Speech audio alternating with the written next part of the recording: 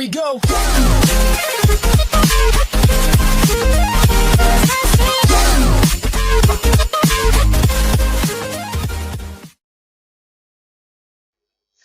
Hello everyone, अभी हम आ चुके हैं एसपी के रैपिड रिवीजन पे। ठीक है, तो एसपी सबसे पहले एसपी का फुल फॉर्म क्या होता है? सेक्रेटरियल प्रैक्टिस, बराबर है।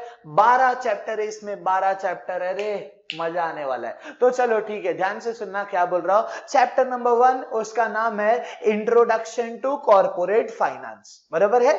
इसमें हम लोग क्या करने वाले, सबसे पहला कॉर्पोरेट फाइनेंस ये क्या होता है। सो द वर्ड कॉर्पोरेट मतलब कंपनी और फाइनेंस मतलब पैसा। कॉर्पोरेट फाइनेंस मतलब कंपनी का पैसा, using of finance by a corporate. तो हम बोल सकते हैं कंपनी के पास अलग अलग पैसे होते हैं, तो उसमें से एक है फिक्स्ड कैपिटल, एक है वर्किंग कैपिटल। जो कंपनी में लॉन्ग टर्म के लिए रहेगा उसे हम कहते हैं फिक्स्ड कैपिटल। जो कंपनी में शॉर्ट टर्म के लिए रहेगा उसे हम कहते हैं वर्किंग कैपिटल।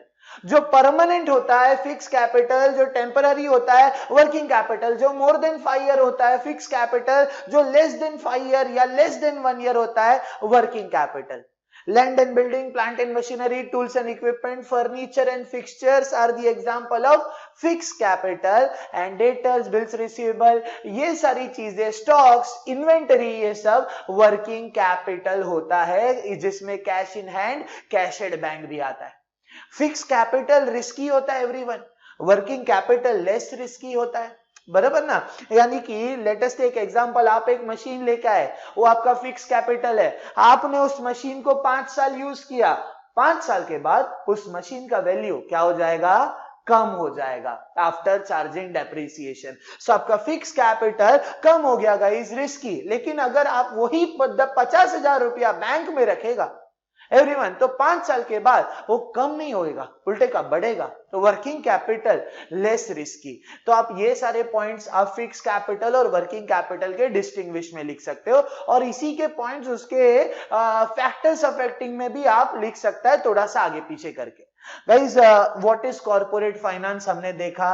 एक बंदा है जो बोलता है, हेनरी फोर्ड, वो बोलता है मनी इज एन आर्म और लेग, यूज इट और लूज इट। आप अगर अपने हाथ और पैर को कभी इस्तेमाल नहीं करोगे, एक दिन आप उसको लूज कर देगा, बराबर ना। सिंपल, तो मनी भी ऐसा ही है, आर्म और लेग है, यूज इट और लूज इट, बराबर। ओके, कॉर्पोरेट फाइनेंस होने से हम बहुत सारी चीजें कर सकता है। तो इंपॉर्टेंस ऑफ कॉर्पोरेट फाइनेंस, ये आपको अलग अलग डिपार्टमेंट में कोऑर्डिनेशन लेके आता है, bring coordination between various activity. ये आपको स्मूथ रनिंग ऑफ बिजनेस करके देता है, helps in smooth running of business, बराबर है। Helps in expansion, helps in raising capital for a new project, share issue किया पैसा आएगा, corporate finance. Helps in diversification, बराबर ना, अलोकेशन करने में भी काम आता है। If company does not have finance, company will not able to handle the day-to-day expenses or guys longer period expenses. So in that case, company अपना corporate finance use करके smooth running of business करता है, बराबर है। बहुत बढ़िया, तो ये था हमारा chapter number 1। Guys, chapter number 2 everyone, जिसका नाम है sources of corporate finance. Source, पैसा कहां से आएगा। सबसे पहला सोर्स है शेयर इशू करके, शेयर बेचा पैसा आएगा, और एक बार शेयर बेचा पैसा आएगा एवरीवन, बराबर ना। तो मेरे को एक बात बताओ, शेयर मूवेबल की इमूवेबल? मूवेबल, बराबर ना। अच्छा, share transferable from one person to another person. तो एवरीवन, शेयर क्या होता है? तो शेयर जो है वो कंपनी के शेयर कैपिटल का एक छोटा सा टुकड़ा होता है, जिसको मैंने आपके साथ शेयर किया, उस टुकड़े को मैं कहता हूं शेयर, बराबर। तो guys, share means share in a share capital of a company, बराबर। The person who purchase share is called shareholder. And guys, every share has 3 value. One is face value, second is market value, and third one is issue price. The value which is written on share certificate is called face value. The today's price depend on profitability of a company, it's called market value. And issue price मतलब company ने कितने में दिया। Guys, share has 3 issue price. One is par, one is premium, one is discount. If 100 का share 100 में दिया पार, 100 का share 110 में दिया प्रीमियम, 100 का शेयर 90 में दिया डिस्काउंट, बराबर ना, ये चीज है। उसके बाद गाइस शेयर आप बोल सकते हो शेयर में डिस्टिंक्टिव नंबर होता है, जिसने शेयर खरीदा उसको शेयर सर्टिफिकेट मिलता है। फिर एवरीवन शेयर आपको दो टाइप के रहते हैं, पहला होता है इक्विटी शेयर और दूसरा होता है प्रेफरेंस शेयर। इक्विटी शेयर्स क्या होता है? तो गाइस इक्विटी शेयर जब आप खरीदते हो आपको सिर्फ शेयर ही नहीं मिलता, आपको कंपनी का ओनरशिप भी मिलता है, बराबर है guys. The person who purchase equity share is called equity share holder. Equity share holders are the owner of a company, बराबर है, real owner and masters of a company. They get fluctuating rate of dividend everyone, depend on the guys profit of a company. Profit ज्यादा भाई dividend ज्यादा मिलेगा, profit कम बचा है dividend कम मिलेगा, profit नहीं बचा है डिविडेंड नहीं मिलेगा। ये रिस्की है, सेफ है। ये 10 रुपए से 1 रुपए से 10 रुपए तक का होता है, ये 100 रुपए से चालू होता है एवरीवन।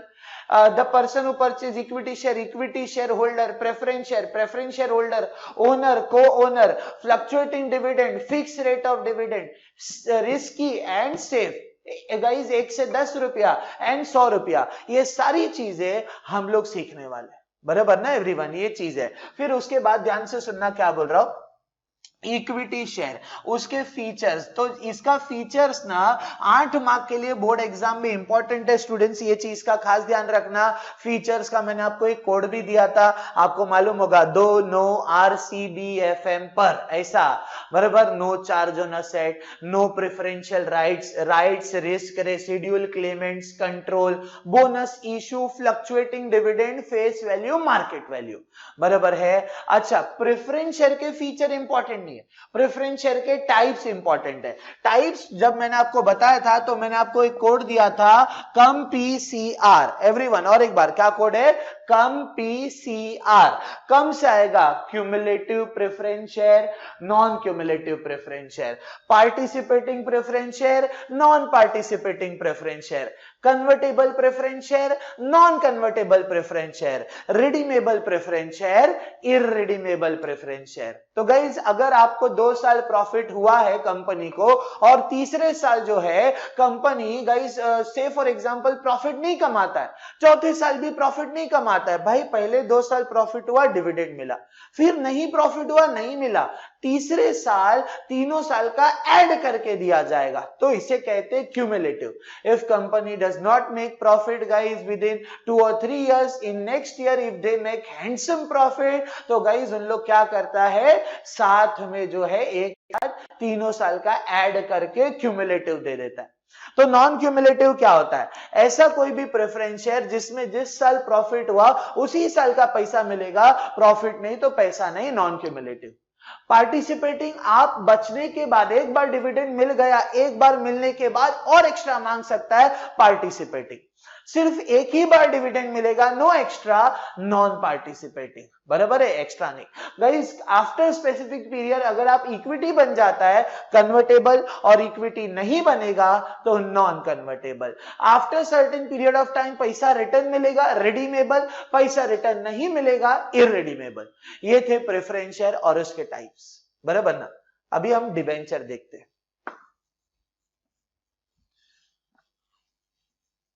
डिबेंचर, एवरीवन डिबेंचर क्या होता है, तो ये जो वर्ड है डिबेंचर, ये एक लैटिन वर्ड से आया है गाइस। डिबेंचर का लैटिन वर्ड है डिबेर, बराबर है, which means to owe something to someone. Debenture loan है, एक बोरोड कैपिटल है गाइस। बोरोड के साथ साथ ये आउटसाइडर्स यानी इन लोग क्रेडिटर्स लोग होते हैं। कंपनी के पास जब ओन्ड कैपिटल कम पड़ता है तो उसको पैसा बोरो करना पड़ता है, और जब वो बोरोड करता है उसे बोरोड कैपिटल कहा जाता है, बराबर ना एवरीवन।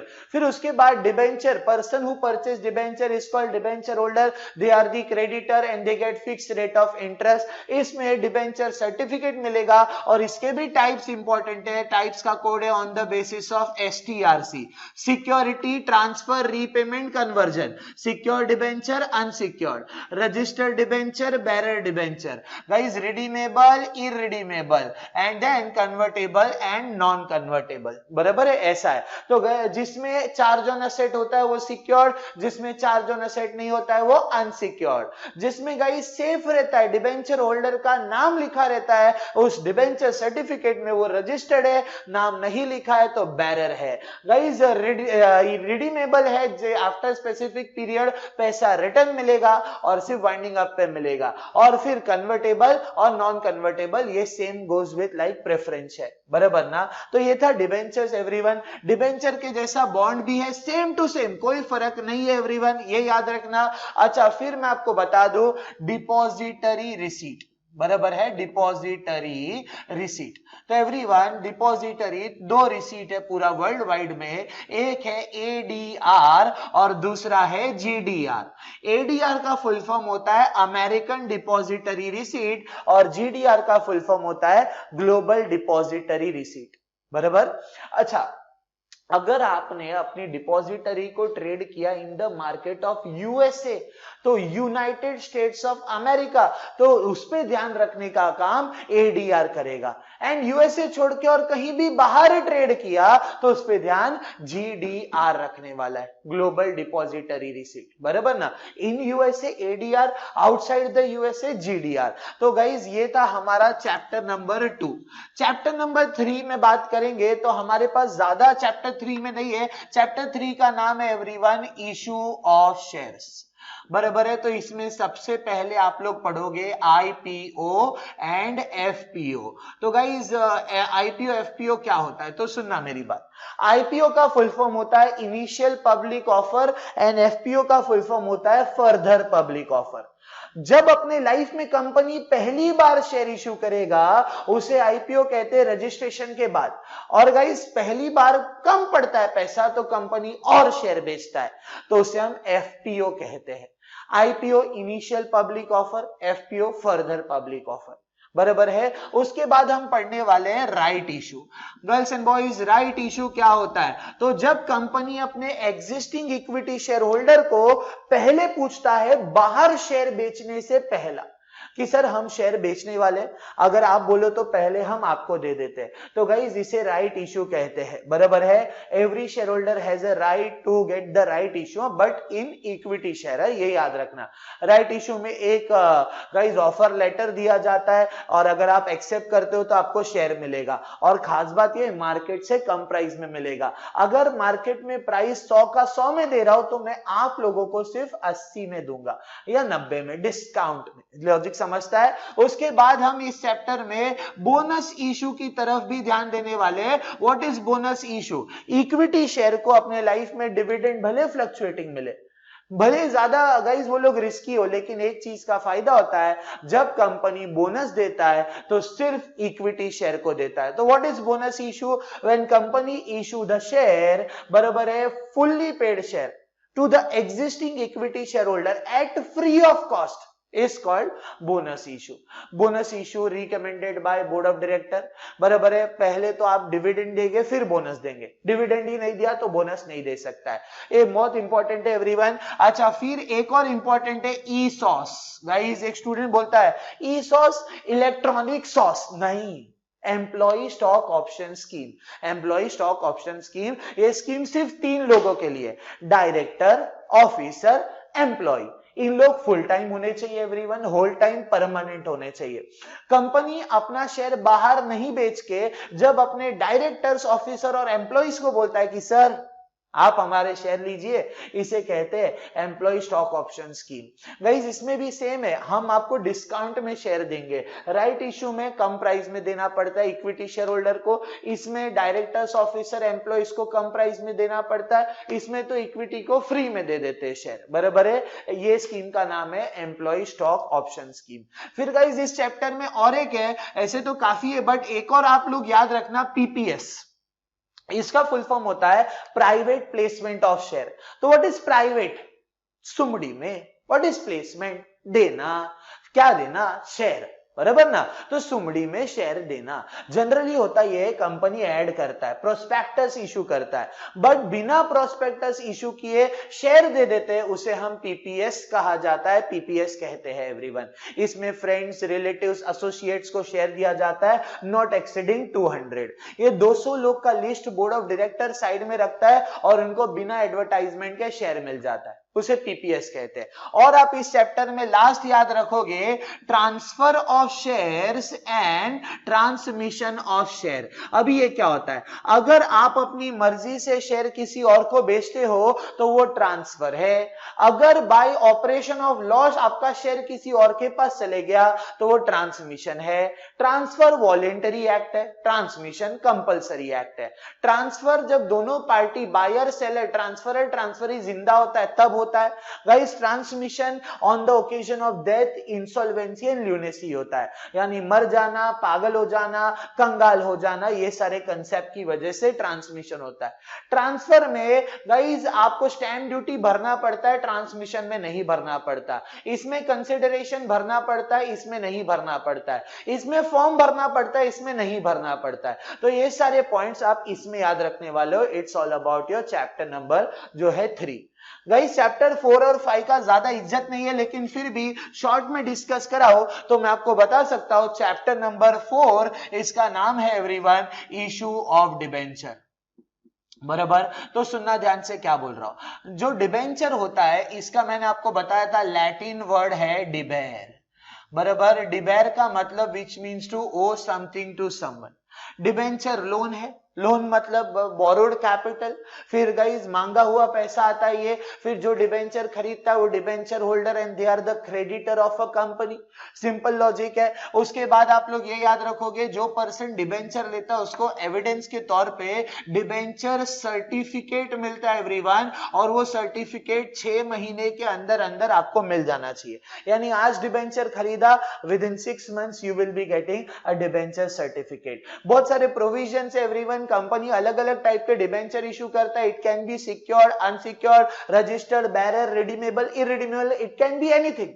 बराबर है, ये सारी चीजें आप इसमें याद रखोगे। गाइस डिबेंचर को रेटिंग भी मिलता है, रेटिंग देने का काम क्रिसिल करता है। इसका फुल फॉर्म होता है credit rating information service India limited. अलग अलग टाइप के रेटिंग होते हैं, AAA, AA, ट्रिपल बी। बराबर है, मैंने आपको क्लास में पढ़ाया था। इसमें सबसे खराब रेटिंग है डी, डिफॉल्ट वाला। ये चीज याद रखना। डिबेंचर में गाइस सिर्फ आप उसके प्रोविजंस करोगे, जो अलग अलग रूल्स है उसके बारे में, और कुछ करने का जरूरत नहीं है। ये ऑब्जेक्टिव्स में आता है और बाकी ज्यादा टेंशन नहीं है। और प्रोविजंस आ गया तो 4 मार्क के लिए आ सकता है। चैप्टर नंबर 5 की बात करते हैं एवरीवन। चैप्टर नंबर 5 का नाम है डिपॉजिट्स। मेरे साथ और एक बार, क्या नाम है? डिपॉजिट। अभी सुनो, कंपनी शेयर बेच दिया, बराबर है, पैसा आया, डिबेंचर बेचा, पैसा आया, फिर भी पैसा कम पड़ रहा है, तो और पैसा एक्सेप्ट कहां से करे? तो गाइस कंपनी डिपॉजिट एक्सेप्ट करता है। तो डिपॉजिट क्या होता है एवरीवन? तो अगर मैं लोगों को बताऊं कि मेरा कंपनी डिपॉजिट एक्सेप्ट करने वाला और मैं आपको 10% इंटरेस्ट दूंगा, तो लोग सोचते हैं शॉर्ट टाइम में इतना ज्यादा इंटरेस्ट मिल रहा है, चलो भाई इन्वेस्ट कर देते हैं। तो डिपॉजिट आता है हमारे पास डिपॉजिट आया, तो डिपॉजिट भी लोन ही है, ये आप ही का पैसा है जो आपने हमको दिया है। तो everyone, the person who invest money in deposit is called deposit holder. Deposit holders are creditors and they get fix rate से इंटरेस्ट। शेयर में शेयर सर्टिफिकेट मिलता है, डिबेंचर में डिबेंचर सर्टिफिकेट, तो डिपॉजिट में डिपॉजिट रिसीट मिलने वाला है।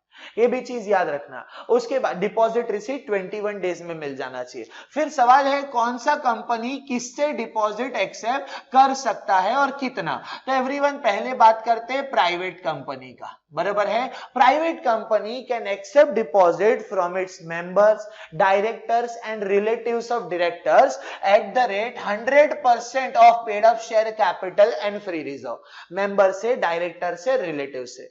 दूसरा है other than eligible public company. Other than eligible, तो मैंने आपको इसका एक नाम बताया था, it's like a Nidhi company. तो निधि कंपनी क्या होता है? ये लोग सिर्फ अपने मेंबर्स और डायरेक्टर से डिपॉजिट एक्सेप्ट करते हैं, वो भी at least 25% of paid up share capital and free reserve. तीसरा कंपनी हमारे पास एलिजिबल पब्लिक कंपनी, यानी नॉर्मल हमारा वाला public company, they can accept deposit at the rate 10% from its members and director and at the rate 25% from the outsider, total 35%. And fourth company है हमारे पास government company that can accept deposit up to 35% of paid up share capital and free reserve. बराबर है. तो ये चीज याद रखना, कौन सा कंपनी किससे कितना टका एक्सेप्ट कर सकता है वो बता दिया. Deposit receipt everyone, deposit receipt देना पड़ता है 21 डेज में. याद रखना ये भी एक रूल है, कंपनी डिमांड डिपॉजिट एक्सेप्ट नहीं कर सकता, डिपॉजिट रीपेबल ऑन डिमांड नहीं होना चाहिए. एक स्पेसिफिक डेट है डिपॉजिट का, मिनिमम 6 महीना एंड मैक्सिमम 36 मंथ्स, मतलब half year and 3 years, minimum half year and maximum 3 years. ये सारा आप चैप्टर नंबर 5 में याद रखोगे. ठीक है एवरीवन. अच्छा, अभी चैप्टर 5 के बाद हम चैप्टर 6 की बात करने वाले हैं. एवरीवन, चैप्टर 6 का क्या कंसेप्ट है ये याद रखो. सबसे पहला चैप्टर 6 का नाम है करस्पॉन्डेंस, करस्पॉन्डेंस विथ मेंबर्स. बराबर है. तो ध्यान से सुनना, करस्पॉन्डेंस विथ मेंबर्स में आप क्या बातों का ध्यान रखोगे. पहला, आप इसमें 3 क्वेश्चन पढ़ेगा. पहला क्वेश्चन है precautions. Precautions to be taken by secretary while corresponding with member. कौन कौन सी बातों का ध्यान रखेगा. वही सिंपल लैंग्वेज होना चाहिए, सीक्रेसी होना चाहिए, जो भी इंफॉर्मेशन है वो करेक्ट होनी चाहिए, गाइस पोलाइटली होना चाहिए, इमेज ऑफ द कंपनी, ये सब. 2 लेटर पढ़ने वाला इसमें, एक letter of issue of share certificate और दूसरा जो लेटर आएगा वो आएगा letter of bonus issue. Letter of bonus issue, ये दोनों में से ही आने का चांस है एवरीवन. याद रखना. तो letter of issue of share certificate क्या होता है. आपने शेयर खरीदा तो सेक्रेटरी आपको लेटर लिखता है और उसमें यह बताता है कि मैं ऑथोराइज पर्सन हूं, मैं आपको शेयर सर्टिफिकेट देने वाला हूं. आप जब कंटेंट चेक करोगे यही रहेगा. आपका शेयर सर्टिफिकेट आपके घर पे तकरीबन 15 दिन के अंदर अंदर आपके रजिस्टर्ड एड्रेस पे आ जाएगा, ऐसा एड्रेस जो आपने हमारे रजिस्टर्ड ऑफ मेंबर में दिया है. बराबर. फिर उसके कॉलम आएंगे कि कितना शेयर मांगा, कितना दिया, आपका सर्टिफिकेट का नंबर और कब तक आएगा, ये सारी चीजें. और लास्ट में it is our endeavour to provide the best service at all time. ये हमारा कर्तव्य है, हम आपको अच्छा सर्विस देंगे हमेशा के लिए. फिर लेटर ऑफ बोनस इशू, इसमें एवरीवन ये याद रखने का कि हम आपको बोनस देने वाले, ये डिसीजन हमारे बोर्ड ऑफ डायरेक्टर ने लिया है और सारे शेयर होल्डर्स ने इसको अप्रूव किया है एक्स्ट्रा ऑर्डिनरी जनरल मीटिंग में, और हम बोनस इशू करें in the ratio 1:1. Like if you have 1 share I will give you 1 share as a bonus. बराबर है. ये चीज है. उसके बाद लास्ट में लिखने का कि this shares will rank as pari passu with other equity shares, या बोनस शेयर्स में लिखोगे. ये चैप्टर नंबर 6 के 2 लेटर है जो आपको करना है. चैप्टर नंबर एवरीवन 7, उसमें अगेन 2 लेटर पे आप बहुत ज्यादा फोकस करोगे और उसका नाम है correspondence with debenture holder. Everyone, इसमें 2 लेटर है. पहला लेटर है letter of allotment of debenture, मतलब हम डिबेंचर जो है दे रहा है. और दूसरा लेटर है एवरीवन जिसमें आप फोकस और करने वाला है, वो है letter of guys conversion of debenture. बराबर ना. यानी डिबेंचर कन्वर्ट होता है इक्विटी शेयर में. तो सुनना मेरी बात क्या बोल रहा हूं. अलॉटमेंट क्या होता है कि this is to inform you that कि as per your request application number dash dated dash you have been allotted 110% debenture of ₹100 each. बराबर है. ये डिसीजन हमारा बोर्ड ऑफ डायरेक्टर ने लिया है इन द बोर्ड मीटिंग, ये भी आप बोल सकते हो.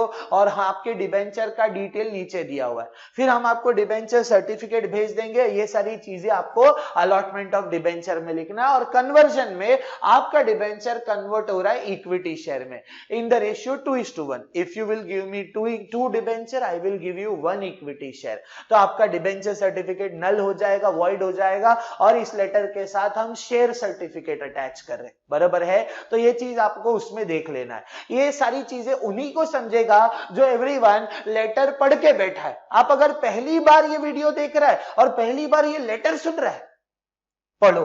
बराबर ना, ऐसा गाइस। उसके बाद हमारा है chapter number next, that is chapter number जो है 8। चैप्टर 8 का नाम है करस्पॉन्डेंस विद डिपॉजिट होल्डर। इसमें आप 2 लेटर कंपलसरी करोगे। पहला letter of thanking depositor for depositing amount, बराबर ना, और दूसरा जो है वो letter of renewal of deposit करने वाला है, रिन्यूअल ऑफ डिपॉजिट। तो सुनना मेरी बात, क्या बोल रहा हूं।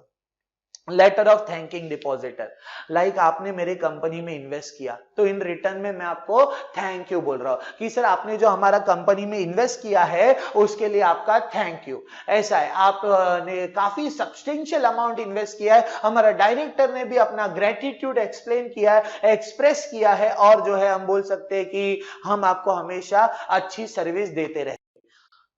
ये चीज है। उसके बाद guys later of renewal. What is renewal? Renewal मतलब क्या, आपका डिपॉजिट किया एवरीवन, अब फिर हुआ क्या, आपका आज डिपॉजिट खत्म हो रहा है, आज मैच्योरिटी है, आपके पास 2 ऑप्शन है, या तो आप पैसा लेके निकल जाओ रीपेमेंट, या फिर वही पैसे को और इन्वेस्ट कर दो। तो गाइस जब रिन्यूअल होता है ना, तो ये सारे डॉक्यूमेंटेशन बोर्ड ऑफ डायरेक्टर्स के पास भेजे जाते हैं कि सर हमने आपके डिपॉजिट को, आपका एप्लीकेशन मिला, आपका ओरिजिनल फिक्स डिपॉजिट रिसीट मिला, वो सब हमने बोर्ड ऑफ डायरेक्टर को दे दिया, वो रिन्यूअल के लिए मान गए और आपका डिपॉजिट रिन्यू होने वाला है with the same terms and condition. ये चीज उनको लिखने का, और हम इस लेटर के साथ नया फिक्स डिपॉजिट रिसीट दे रहे हैं और वो आपको भेज रहे। ये था आपका चैप्टर नंबर 8। गाइस हमारे चैप्टर नंबर 9 जो है उसका नाम है depository system. What is depository? तो depository is a place where your securities are held in electronic form, बराबर ना गाइस, ऑनलाइन फॉर्म में रखा है। इंडिया में मल्टी डिपॉजिटरी है, NSDL, CDSL, national security depository limited, central depository service limited. Guys the depository act passed in the year 1996। Online में share रखना बहुत फायदा है, क्यों? No paper work, less time consuming, no less efforts, guys no extra cost, ये सारी चीजें। But paper वाले शेयर में पेपर वर्क रहता है, more time consuming, costly, stamp duty, फलाना ढिमकाना, बहुत सारा प्रॉब्लम है। गाइस जब आप अपने पेपर से इलेक्ट्रॉनिक में कन्वर्ट कराता है उसे हम कहते हैं डीमैट, और इलेक्ट्रॉनिक से पेपर में कन्वर्ट कराता है तो रीमैट। ISI नंबर 12 डिजिट का होता है everyone, international securities identification number, ये भी याद रखना है। एंड डीमैट में शेयर्स फंगिबल होते हैं, जहां पे जिनका कोई डिस्टिंक्टिव नंबर होता नहीं है उसे हम फंगिबिलिटी कहते हैं, बराबर है। उसके बाद ये चैप्टर में आप बेनिफिट्स याद रखोगे जो अभी मैंने आपको बताया, डीमैट रीमैट का डिस्टिंग्विश याद रखोगे, और एवरीवन जो है ये चैप्टर में इतना ही काफी है, चलेगा। ISI number, demat remat short notes के लिए या फिर ऑब्जेक्टिव्स के लिए याद रखोगे। Okay, then we will move on to our chapter number 10 जिसका नाम है dividend and interest. Dividend and interest. तो what is dividend everyone? Dividend is the income of share holder and interest is the income of debenture and bond holder, बराबर ना। Dividend is recommended by board of director. Guys एक बार dividend दे दिया, cancel नहीं कर सकते। The rate of dividend can be very from year two year, मतलब change होते रहता है, सेम नहीं रहता है, ये सारी चीजें याद रखोगे। अगर कंपनी डिविडेंड डिक्लेयर करता है तो 30 दिन में पे कर देना चाहिए, तो 30 days is the payment date. अगर नहीं कर पाया तो अनपेड डिविडेंड, और अगर 30 दिन में पे कर दिया, आपके घर तक आ गया, चेक आ गया, आपने कलेक्ट नहीं किया, अनक्लेम्ड डिविडेंड। तो गाइस ये दोनों भी डिविडेंड को दिन और 7 दिन एक अलग से अकाउंट में डाला जाता है, अनपेड डिविडेंड अकाउंट। फिर उसके बाद उसमें गाइस 90 डेज के लिए नोटिस लगाने का वेबसाइट पे याद आ रहा है कि आप अपना डिविडेंड आके लेके जाओ। अगर समझो कोई आता है तो दे देंगे, नहीं आएगा तो 7 साल तक वही अकाउंट में वो पैसा रहेगा, और अगर 7 साल भी कोई नहीं आया तो उस पैसे का इस्तेमाल investors education and protection fund में हम कर देंगे।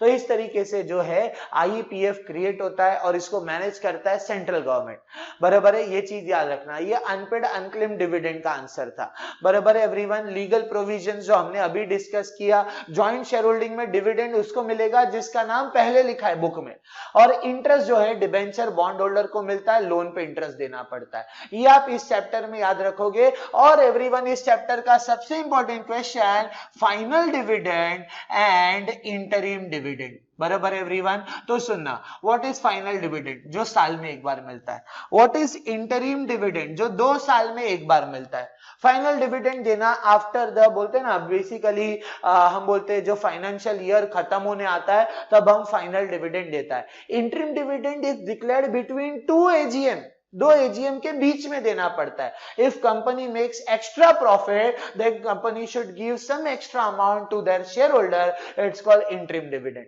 इसके लिए आर्टिकल ऑफ एसोसिएशन का परमिशन नहीं चाहिए, इसके लिए ऑथराइजेशन चाहिए AOA का। Guys it is very normal ordinary resolution, special resolution. इसका रेट ज्यादा होता है, इसका रेट कम होता है, ये भी याद रखना एवरीवन, ये डिस्टिंग्विश मोस्ट इंपॉर्टेंट।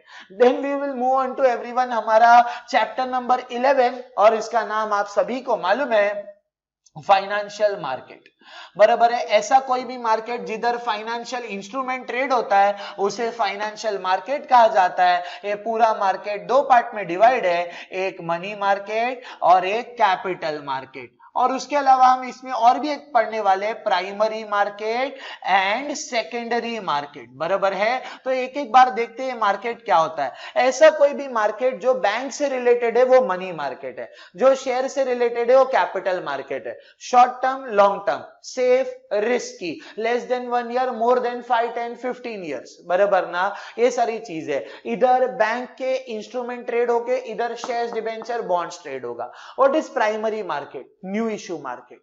ऐसा कोई भी मार्केट जहां पे नए शेयर बेचे जाते हैं उसे प्राइमरी मार्केट कहेंगे। और ऐसा कोई भी मार्केट जिधर पुराने शेयर बेचे जाते हैं, एग्जिस्टिंग सिक्योरिटी, उसे सेकेंडरी मार्केट कहेंगे। इंडिया में सबसे बड़ा सेकेंडरी मार्केट का एग्जांपल है stock market. And there is one more market is called government security market everyone. तो ये क्या होता है? गवर्नमेंट सिक्योरिटी, इसका और एक नाम है, इसको हम कहते हैं गिल्ट एज मार्केट। गाइस क्या कहेंगे? गिल्ट एज मार्केट, जिधर गवर्नमेंट और सेमी गवर्नमेंट के सिक्योरिटीज बिकते हैं, वो गिल्ट एज मार्केट है। ये हो गया। उसके बाद एवरीवन ये था हमारा chapter number 11 and chapter number 12 में जब आप आओगे तो आप सभी को मालूम है कि हमारे चैप्टर का नाम है चैप्टर 12 का स्टॉक एक्सचेंज। तो what is stock exchange everyone? It is a place where बोलते हैं ना securities are bought and sold. बराबर है, इंडिया में स्टॉक एक्सचेंज को रेगुलेट करता है SEBI, securities exchange board of India. Students, stock market जो है इंडिया में सबसे, पूरे वर्ल्ड में सबसे पुराना स्टॉक एक्सचेंज है लंदन स्टॉक एक्सचेंज, 1571 में चालू हुआ। और इंडिया का सबसे पुराना है बॉम्बे स्टॉक एक्सचेंज, तो चालू हुआ 1875 में। इस स्टॉक एक्सचेंज वाले चैप्टर में आप functions of stock exchange compulsory करके जाना कि गाइस स्टॉक एक्सचेंज क्या क्या काम करता है। हाँ भाई, बाइंग एंड सेलिंग करवा के देता है, कंट्री का ग्रोथ में फोकस करता है, उसके बाद इकोनॉमिक बैरोमीटर बताता है, pricing of security, scope for speculation, ये सारी चीज है। बॉम्बे स्टॉक एक्सचेंज और नेशनल स्टॉक एक्सचेंज करके जाना एवरीवन। ये इंडिया का सबसे पुराना, गाइस ये इंडिया का सबसे मॉडर्न स्टॉक एक्सचेंज है। बराबर है, ये भी याद रखना, ये all India level stock exchange है, नेशनल स्टॉक एक्सचेंज। अच्छा, उसके बाद आप लोग ये भी करने वाले हैं सेबी एंड इट्स पावर या फिर एंड इट्स फंक्शंस करोगे। तो everyone, SEBI securities exchange board of India, SEBI का headquarter is in Mumbai. Guys SEBI को चालू करने वाला सेंट्रल गवर्नमेंट, और उसको बोला कि सेबी आप मार्केट वॉचडॉग हो। बराबर है, मतलब शेयर मार्केट पे ध्यान रखने वाला वॉच डॉग हो। तो सेबी क्या करता है? कुछ भी गलत होने नहीं देता है। सेबी इन्वेस्टर्स इंटरेस्ट प्रोटेक्ट करता है, सेबी रूल्स बनाता है, रेड मारता है सेबी बहुत बार, सेबी फ्रॉड होने नहीं देता। जो है सेबी का headquarter is in Mumbai. Establishment guys जो एक्ट ईयर है, एक्ट पास हुआ है वो है 1992, ये याद रखना। गाइस सेबी के और भी रीजनल ऑफिसेस है, अहमदाबाद, फिर Chennai and West Bengal, that is Kolkata and Delhi वगैरह में है। तो ये था all about chapter number 12। Guys SP 80 mark का पेपर है, बराबर है। 80 में से आप लोग बोलते ना ये सारे क्वेश्चन जो अभी डिस्कस करा है अगर वो करके जाते हो तो guys any how you can score more than 70 marks अच्छे से, क्योंकि इसी में से ही सब आएगा। तो गाइज आप लोगों का मेहनत और लगन जो है रहना चाहिए चालू। एग्जाम्स बहुत नजदीक आ रहा है। All the very best, you are the best. Thank you so much.